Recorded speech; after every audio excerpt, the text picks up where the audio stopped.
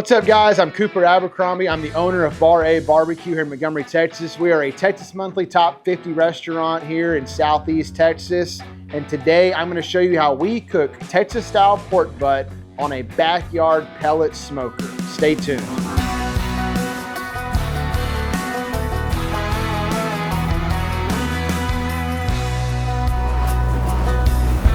I've got juices flowing down my face right now. All right, first step in pulled pork, I guess. First step in pulled pork is pork butts. This is actually 2 butts, and I don't really know why the hell we call it pork butt. It's from the shoulder. There's an actual shoulder blade in this, but when you put 2 of them together, it does kind of look like a pig butt. So there's your fun fact of the day. There's 2 in here. We're gonna pull one of these out. These came from our distributor that we buy here at the restaurant. I didn't really feel a need to go to my local supermarket for 1 pork butt when I have never noticed a difference in higher end pork and lower end pork as far as the shoulder goes. I know the guys on the East Coast, they think we're just crazy for using shoulder instead of actual, hindquarters and skin on and not doing crispy skin and all that kind of stuff. But who wants to live in the Carolinas anyway? Texas is way better. So pork butt. When I'm buying one at the store, I kind of go to like the money muscle and I try and see if there's like some good, intermuscular fat there. Fat is always good. It's flavor. It does help, in the final product. Get that pulled out, kind of give you a closer look. And for all the people that are going to whine about me putting raw meat on a wooden cutting board, I don't care. I'm gonna Sandy the absolute living crap out of this thing like I do everything else here at the restaurant. So get over it, go touch grass. Money muscle, opposite end of your blade, okay? When you find the butt in the store, find the bone, find the blade. I'm a firm believer in always do bone in. I don't like bone out on anything. I just think it tends to be a little bit drier. And it may just be a mental thing for me, but I always go bone in with everything I buy. Find the blade, go the opposite end of that. That's your money muscle. Look for some decent to good marbling there. You can have some stuff that looks like freaking Wagyu, man, Duroc. And that stuff is great. But at the end of the day, we're gonna shred this up into pulled pork and make some really good sandwiches with it. So I wasn't like super interested in trying to find the most expensive Duroc pork product I could for this exact cook. Trimming wise, there's nothing to trim. It's a pork butt. So it's really easy. We got it out, let's get it seasoned up and we'll go from there. All right, again, this is a Texas style pork butt, pork shoulder, I don't care, whatever you want to call it. We're gonna use 16 mesh black pepper and salt. Why is my salt orange? Well, it's seasoned salt. When you hear people say it's just salt and pepper, oftentimes it's seasoned salt. Some are legitimately just pepper and kosher salt.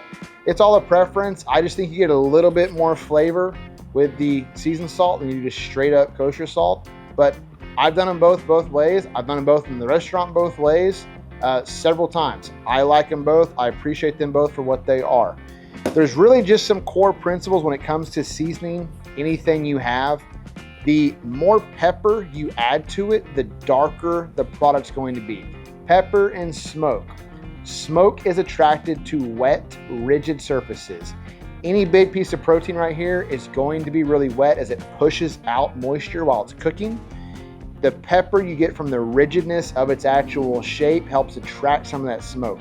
Smoke is going to darken or lighten your product depending on how you run your smoke. Okay, so for this pork butt, we're gonna go a nice even pattern. I'm gonna go bottom side first. Not that there's really a presentation side on pork butt, but it's just kind of a habit for me. So I'm gonna make sure I coat all sides of this evenly. When I season my sides, I take my hand, kind of angle it just off the protein and kind of bounce the seasoning off the back of my hand. I'm really seasoning my hand, letting it bounce on the protein versus seasoning the protein. So I've got a good healthy layer of pepper. I want a nice dark bar, so I'm gonna be a little bit heavy with my pepper. If you're worried about it being maybe too spicy, I have never one time had any of this and thought it was spicy, and I'm kind of a wimp when it comes to spice level. Like anything at Buffalo Wild Wings, like mild Buffalo Wild Wings, too hot for me. Can't do it. I'm that big of a wimp. So I've never eaten this, thought it was spicy. You lose a lot of that potency from the spice over the cooking process. So it's not something you really have to worry about. We've got a nice layer of salt and pepper. Don't be afraid of the salt here. This is a big chunk of meat. It can take a good bit of salt, okay? I have very rarely have I had overly salty pulled pork. All right, top side, presentation side, where the fat cap is. Again, same thing, nice, even pepper coverage. And finish it with a nice layer of that seasoned salt. If you're curious which one this is the Rio Spice seasoned salt out of Huntsville, Texas. They're great people. We love them. They are helping us currently develop our own Bar-A pork, beef, chicken rubs. So y'all make sure you subscribe, stay subscribed, check all of our outlets, Instagram, Facebook, YouTube, Patreon. We will announce those products when they're available. So make sure you're checking back often. Cool. Now, this is seasoned. I'm going to let it sit out. Anytime you season a protein, you always want to let it sit out for 15, 20, 30 minutes. You really want to let that salt activate in the protein so it gets kind of like a nice wet look to it. That means the salt has penetrated the protein, it's pulling moisture out. That's going to allow us to not have a bunch of flaky patches on the product. So if you're ever having issues with your proteins flaking off seasoning throughout the cook, there's a couple things it could be, but 9 times out of 10, that salt never got to activate and penetrate the protein. So let it sit out, let it sweat. Even before you put it up in the fridge in a wet, in a dry, cold environment, let it sweat out before you do that. Because if you put this in there right now, it will not sweat, it will not activate that salt, and you will have a chance of flaking a lot of patches off with your seasoning. Another thing I really love about pork butt with this cook is that it's a very, very beginner-friendly item. If you're just getting into cooking in general or smoking, barbecuing, this is a great cut of meat. It's relatively cheap. It's generally $80 to $1.10 a pound. I mean, you can get a 5, 6, 7, 8 pound pork butt that can feed 5, 6, 8 people for generally under 15 bucks, which I think is super cool. It's something you can really learn to work a fire, to work a pellet smoker, to just flat out learn how to cook.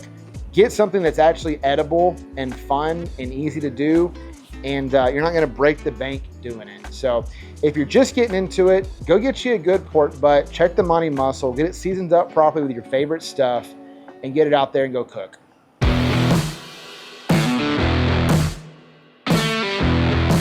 All right, so full disclosure, because for the sake of paying the camera crew, it's a little bit cheaper to get stuff done a little bit ahead of time. So we did cook a pork butt overnight on the RETTech.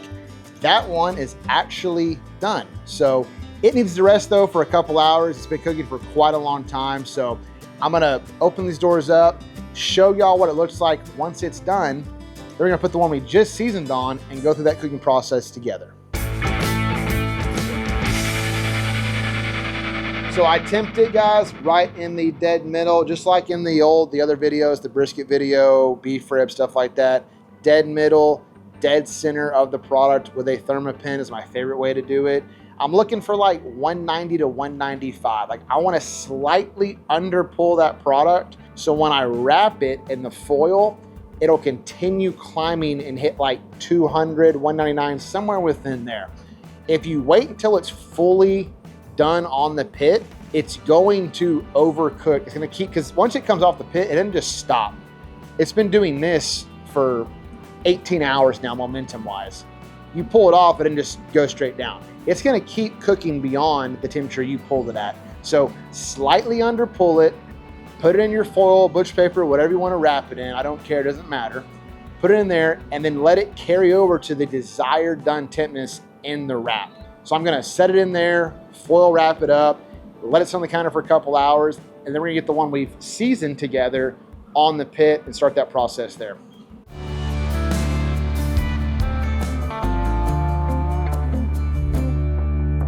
All right, so we have the RETTech set to extreme smoke. We're gonna try and put anywhere from like 6 to 8 hours of a really, really smoky environment on this pit. I put this on yesterday about 6 p.m.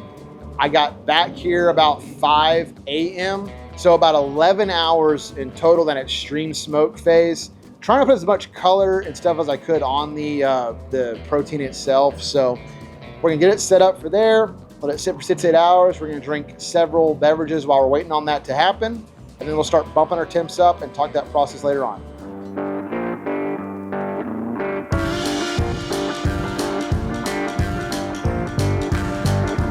This thing is on extreme smoke. It's gonna get fairly smoky in here for quite some time. So let me go over this rec tech while I've got you. So this thing is, it's freaking awesome. I started barbecue about 7.5, 8 years ago. I went and bought the cheapest Traeger I could find at my local Ace Hardware. I remember researching pellet smokers back then. I thought, man, this Traeger's great. My wife agreed to this $600 Traeger. I don't think she's gonna say yes to the $3,000 smoker built behind me now. But after cooking on it last night and this morning, I fully understand why this thing is so expensive at, where the price point it's at. I really think for a beginner, it's not a bad idea to start with a pellet smoker. There's so many options now that are at a really, really good budgeted price that it's kind of a good way to see if it's something you really want to do.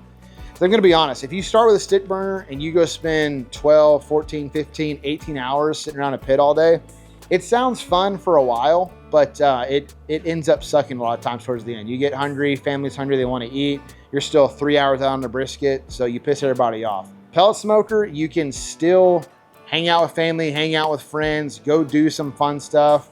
You're not tied to just one spot all day long. You can set your temp, walk away for 2, 3, 4 hours, go do something else, come back and check. Now, some of you are gonna say, well, that's all the fun in this. And I don't think you're wrong. I just think having a nice intro way without spending several $1,000s up front is a great way to kind of get into it. See, it's something you want to do, because you may get one and maybe this is too much work for you. I don't know. You may end up hating this. I'd rather be out $500 than $5,000 because I had to go buy the most expensive pellet, or stick burner out there. But again, it's a great way to get going. You can start with some really cheaper cuts of meat like pork butt. See if it's what you like. See if you like the flavor profile. Play around with stuff. I know a lot of guys on the top 50 list that have pellet smokers just for recipe testing. It's an easy way to see what you think of flavor profiles, if you like this cut of meat or not. It's a good way to do that. So definitely look into it. If you're just a beginner, this is an easy way to kind of ease into the world of barbecue. All right, so our game plan for this butt, just like we did last night, 6 to 8 hours on the extreme smoke. It's about, my watch says it's like 10 o'clock right now a.m. So we'll come back probably about 5, 6 o'clock in the afternoon. I'm gonna crank it up to 250 at that point, let that go for about 2 hours, then about 300 from there. And it's a pretty forgiving cut of meat, so I'm not super worried if it seizes up on me. I'm gonna go extreme smoke at 200 for about 8 hours, then 250 for a couple hours, then 300 to finish this thing off. Looking to pull it off around 195 again. Very, very forgiving cut, guys. So you really can't screw this up. This is the time for you to really play around with how you want to run this thing. Do you want to go real long cook? Do you want to go really fast cook? This is the time to play with it, see what works best for you.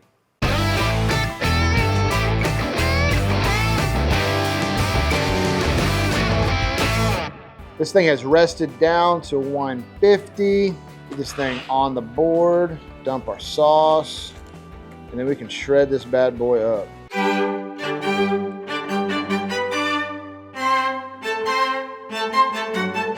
All right, guys, so like you saw, not much to this cook. I think this is one of the best beginner-friendly pieces of protein you can absolutely work with. The recipe for the rib glaze will be in our description down below. I will tell you, we do charge for it. It's only a couple dollars. It took me almost 1.5 years to get that recipe where I was really happy with it. We use it every day here at the restaurant, put on all the pork products, on our chicken, on our ribs. It's a great recipe. It's only a couple bucks. You can go to the store and buy a bottle of sauce for 15 bucks every time, or you can learn to make one for $4. That only costs a couple bucks in ingredients to make, and you can make a lot of it. So it does support us. It helps us do a lot of things at the restaurant. So we greatly appreciate your support on that. Check it out in the description down below. But as far as this pork butt goes, guys, we're just gonna shred it up. There's no like pretty way to do this. I'm gonna pull that bone out. Comes right out. It just kind of like chunk it up. For all you Carolina folks getting mad at me right now the way I'm doing this, I don't care. I just don't care. So clean bone pull to me has always been a nice test of like how well the cook went. If you go to pull that bone and a bunch of meat's coming off of it, probably could have gone a little bit longer or just rested for a little bit longer is a good thing. You definitely don't want to overcook it though. And when you pull it out, it's just like a dry, shoulder blade shaped hole in there. That's not a great thing either. But when it comes to pulling it, I like to just do a really, really rough kind of pull because I like to see big chunks on the sandwich. Because generally we don't sell a ton of like pulled pork by the pound, but man, we sell a good amount of pulled pork sandwiches at the restaurant. And I think it's because of just doing a nice rough chunk. You get a nice chunky piece like that in there with the bark. People love that stuff. Hit it with a nice spritz of that rib glaze. Get all that in there. I want finger licking, saucy sandwiches. So I tend to be a little bit heavier. Plus, I really, really like that glaze. I think it's really, really good for barbecue and a lot of things. It's actually really good on fish too. If you ever do a smoked fish or any type of fish at all, it's a really good glaze for fish. But I'll glaze it, hit it with a little bit more, kind of work that in. And when I'm working this in, I'm not really trying to pull anything, just trying to get a nice kind of airy, even mix of that sauce. The best part of all of the YouTube videos is getting to actually eat the finished product. So I'm gonna make one of my favorite things here, and that's just a big, sloppy, pulled pork sandwich on a Martin's roll potato bun. Grab a big handful, throw it on that bun, a little bit more sauce.